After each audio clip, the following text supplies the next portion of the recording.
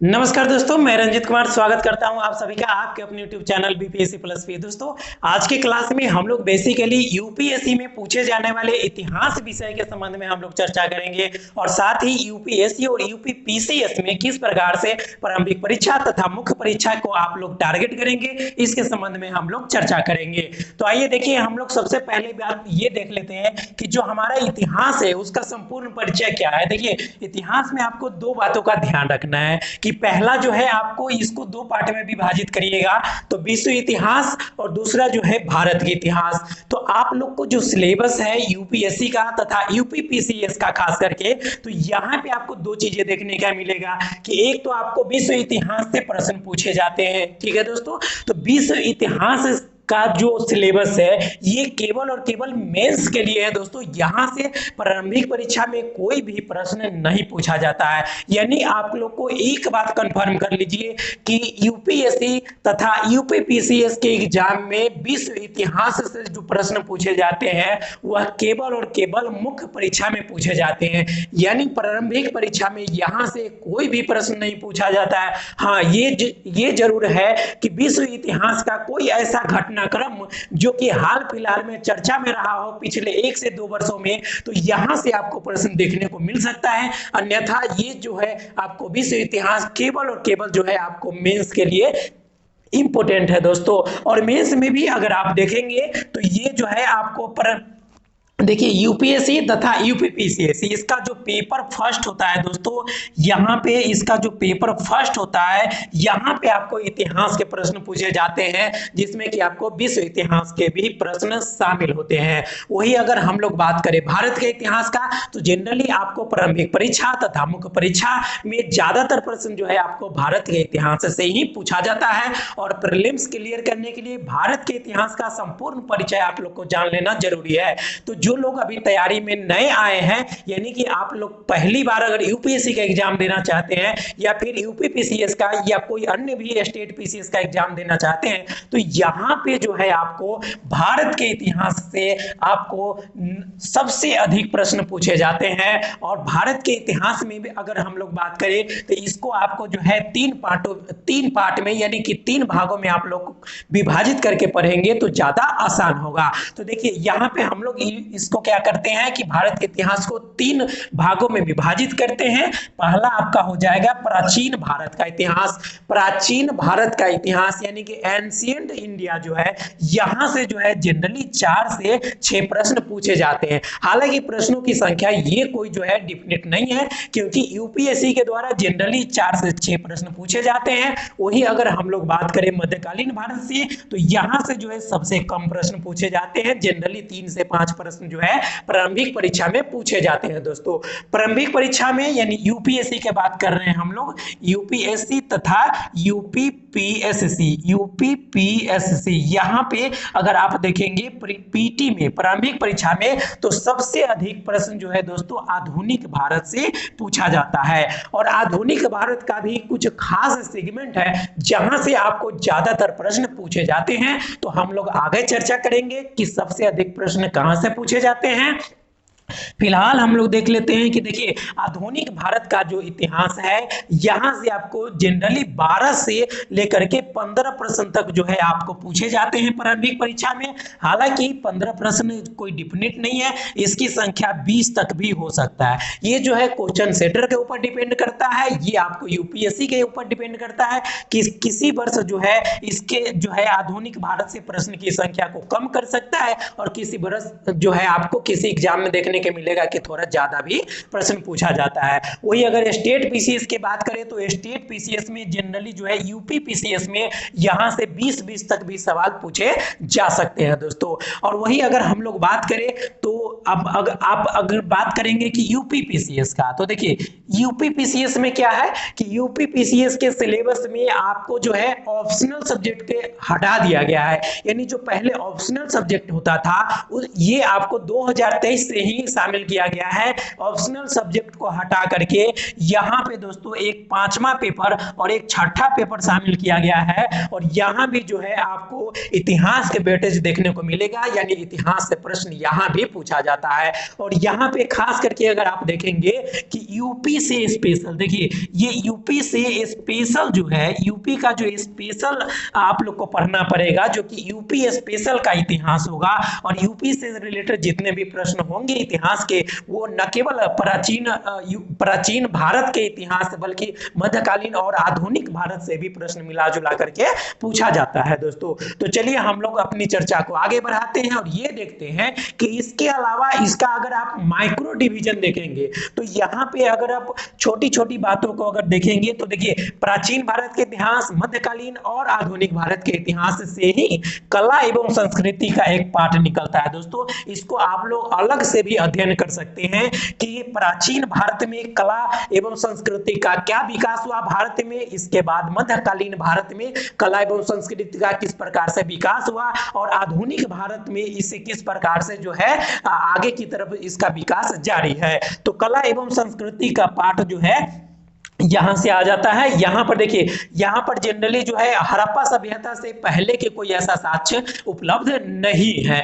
क्योंकि उससे पहले का जो कला का विकास हुआ भारत में, तो वो जनरली घास फूस पे बनाए जाते थे। तो इसके कारण जो है ये अधिक दिनों तक संरक्षित नहीं रह सका। और जनरली आप देखेंगे तो हड़प्पा सभ्यता से जो है कुछ जो है कला एवं संस्कृति के साक्ष्य जो है उपलब्ध मिलते हैं, जो कि आप देखेंगे कि उत्खनन के दौरान जो है ये हम लोग को मिले हैं। तो हड़प्पा संस्कृति से आगे जो है आप कला संस्कृति का विकास देखिएगा, और वहां से आप वैदिक काल और फिर जो है आगे बढ़ते हुए पूरा जो है आपको प्राचीन भारत का जितने भी कला एवं संस्कृति है, जितने भी आपको स्थल है, वहां से क्या क्या खोजे हुई हैं, इन सब चीजों के बारे में आपको अध्ययन करना है। तो यहां से देखेंगे तो कला एवं संस्कृति का ऐसे आप अलग पार्ट कर लेते हैं तो 3 से 5 प्रश्न दोस्तों आप लोग को देखने को मिलता है। यूपीएससी तथा यूपीपीसीएस में जनरली आपको 3 से 5 प्रश्न पूछा जाता है। हालांकि ये प्रारंभिक परीक्षा में इसकी संख्या जो है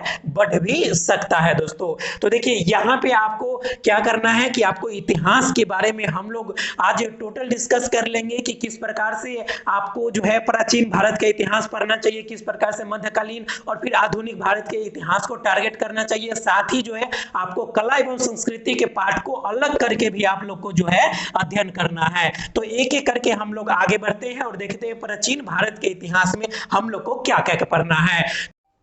तो चलिए हम लोग आगे बढ़ते हैं और देखते हैं आपका जो प्राचीन भारत का इतिहास आप लोग को सिलेबस में पढ़ना है। यूपीएससी तथा अन्य पीसीएस में जो प्रश्न पूछे जाते हैं वो आपको प्राचीन भारत के किस सेक्टर से प्रश्न पूछे जाते हैं और आपको इसके अंतर्गत क्या क्या पढ़ना है। तो देखिए प्राचीन भारत का अगर हम लोग बात करें तो यहाँ पर देखेंगे मानव के उद विकास से आप लोग प्रारंभ करिएगा कि किस प्रकार से मानव का उद विकास हुआ, वहां से आप लोग आगे बढ़िएगा।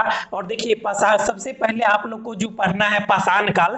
तो पाषाण काल के अंतर्गत भी इसको अगर आप 3 भागों में विभाजित करते हैं तो सबसे पहले आपको पूरा पाषाण काल आता है। तो पूरा पाषाण काल में किस प्रकार से मानव रहते थे और किस प्रकार से मानव का धीरे धीरे विकास होता गया, इससे आप यहां से अब आप लोग को क्या करना है कि पूरा पाषाण काल से आप आगे बढ़ेंगे तो मध्य पाषाण काल आएगा। और मध्य पाषाण काल में किस प्रकार से जो है यहाँ पे पशुपालन का प्रारंभ हो गया था, यानी व्यक्ति जो है पशु को पालने लगे थे। तो यहाँ पर आप देखेंगे कि मध्य पाषाण काल के संदर्भ में सबसे पहला जो भारत में साक्ष्य मिलता है ये आपको नर्मदा नदी घाटी का जो हथनौरा नामक जगह है, ये आपको मध्य प्रदेश के होशंगाबाद जिला में पड़ता है। तो यहाँ से आप देखेंगे कि मध्य पाषाण काल में जो है पशुपालन के साक्ष्य जो है मिलते हैं। इसके साथ साथ जो है आप ऐसे देखेंगे कि देखिए पशुपालन के साक्ष्य के बारे में पूछता है अगर आपको प्रश्न, तो राजस्थान में जो है आपको बागौर नामक स्थान से भी पशुपालन के साक्ष्य मिले हैं।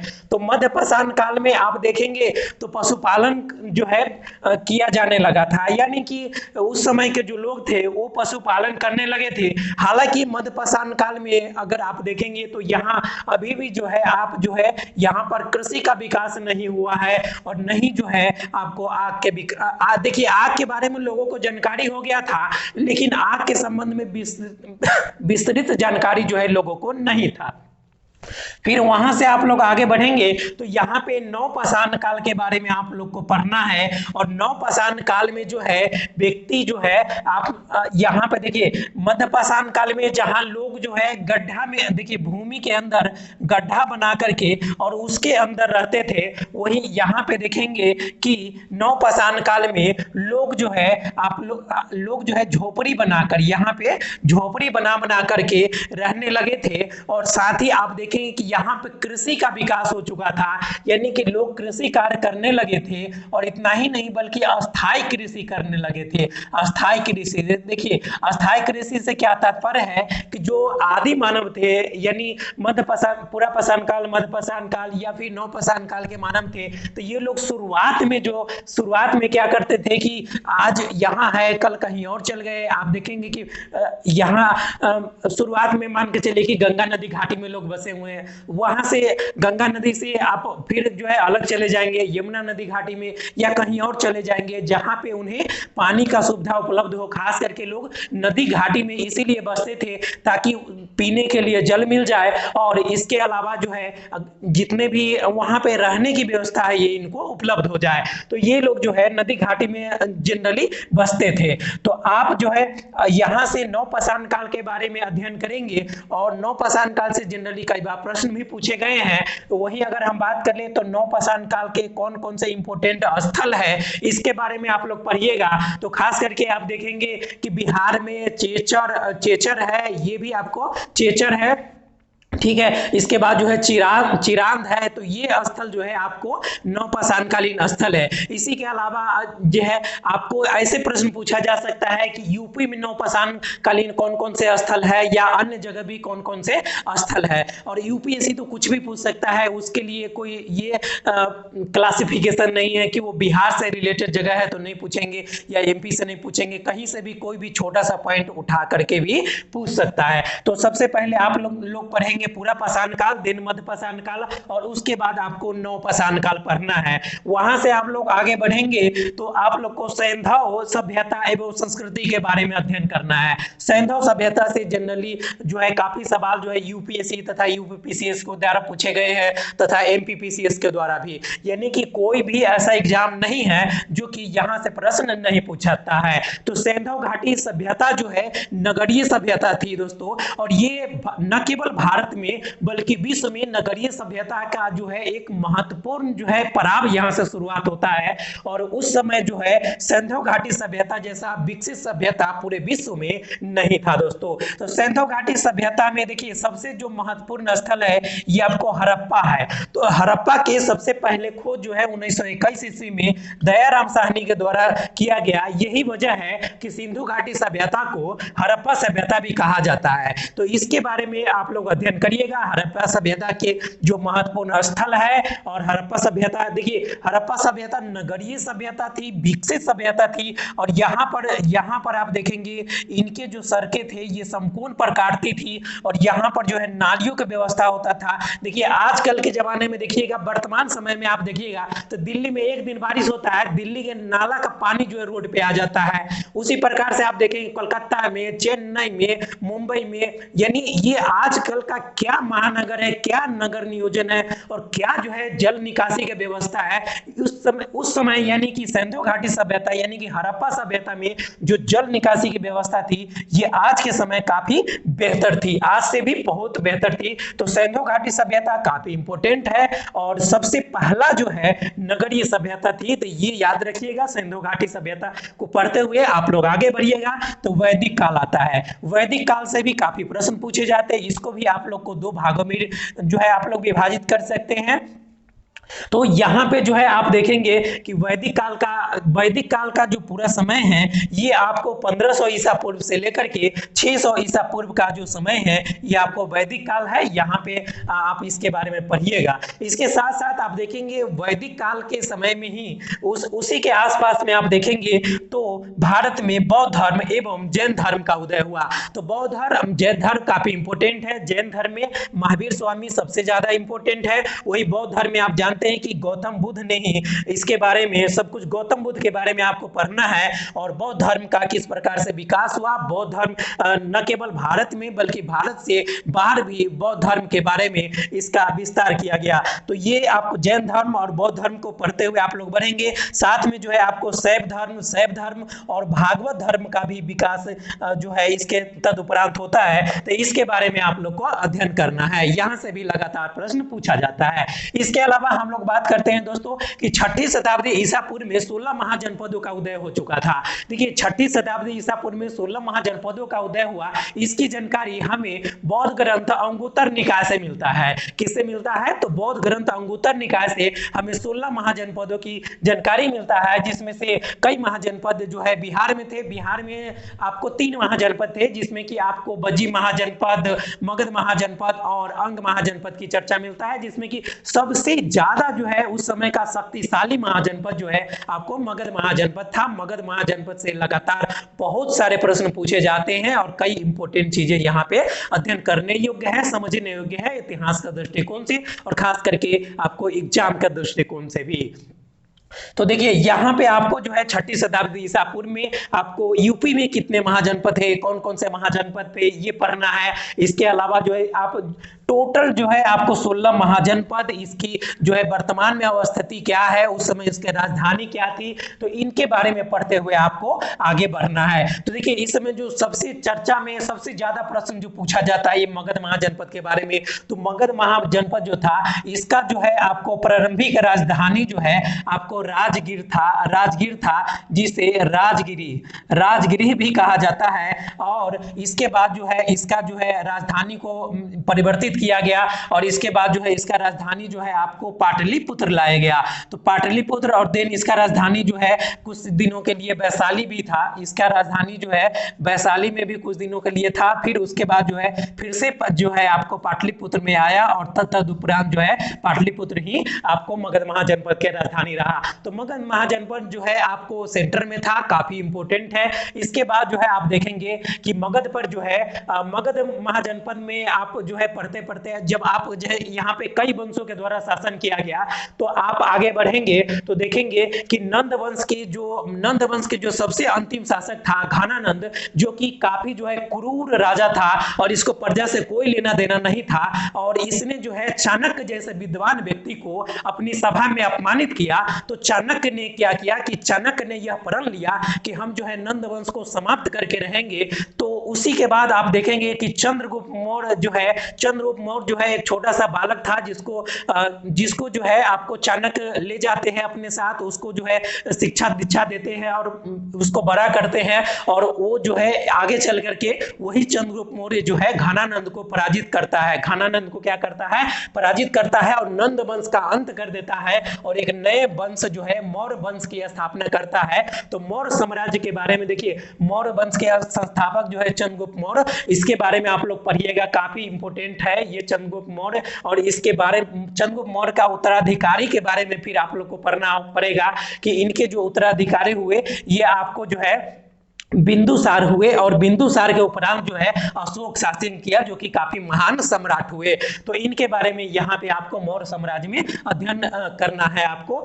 तदुपरांत जो है आप देखेंगे कि गुप्त वंश की स्थापना जो है हुआ श्रीगुप्त के द्वारा। और फिर जो है आप देखेंगे इनका जो है आपको चंद्रगुप्त प्रथम, चंद्रगुप्त द्वितीय और फिर जो है आप इनका गुप्त वंश का जो है जितने भी शासक थे इनके बारे में अध्ययन करना है। तदुपरांत जो है आप गुप्तोत्तर युग की कुछ जो है राजनीतिक परिस्थितियां क्या थी, इसके बारे में आपको अध्ययन करना है। फिर आप इसी समय देखेंगे कि दक्षिण भारत में जो है यहाँ पे जो है आपको संगम युग आरंभ हो जाता है, आपको संगम युग के बारे में पढ़ना है और यहाँ से भी काफी प्रश्न पूछे जाते हैं। और दक्षिण भारत में जो है आप देखेंगे कि चोल वंश, चोल, चालुक्य और पल्लव वंश, इन तीनों ये जो है आपको 3 वंश के बारे में आप लोग को जानना है। दक्षिण भारत में चोल, चालुक्य और पल्लव, ये काफी जो है आपको इंपोर्टेंट है एग्जाम के दृष्टिकोण से भी और जानकारी के दृष्टिकोण से भी, तो यहाँ पे आप लोग को पढ़ना है इसके बारे में।